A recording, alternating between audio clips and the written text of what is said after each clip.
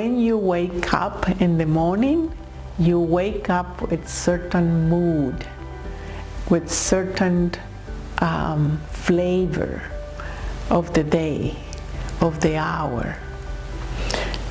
It could be pleasant or it could be unpleasant. And all your actions, or at least in the beginning of the morning, all your actions have to match that mood. If you wake up tired, don't pretend or push yourself not to be tired. I'm not saying go back to bed and quit your job. I'm saying match your inner mood with the outer mood.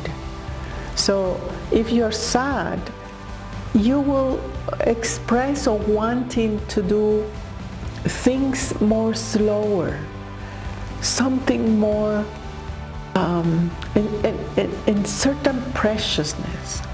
And with this, when these two internal and external moods meet, something really interesting happened, and is that you create the sparkle of the now. You create the sparkle of your presence that is so honest, so transparent, that you start feeling more in you, and you start feeling more in the you that is around. So it's a very simple thing to do. However, it's a very difficult to be aware of how I'm feeling now. And it started in the morning. No, just wake up in your bed and say, good morning. How are you feeling today? How is you, given your name? How is Berdhanya feeling today? Just be a witness for a moment of your mood in the morning. And then whatever the answer is, oh, I'm happy, I'm relaxed, I am worried, whatever. Do that next action matching the same mood.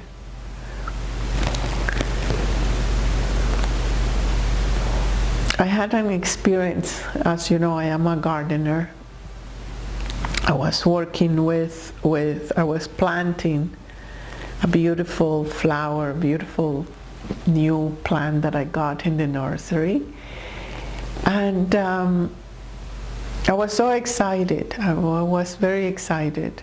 And my body was very excited. And then I started noticing, the action and the mood of being in the plant, in that presence, my inner and my outer are always the same.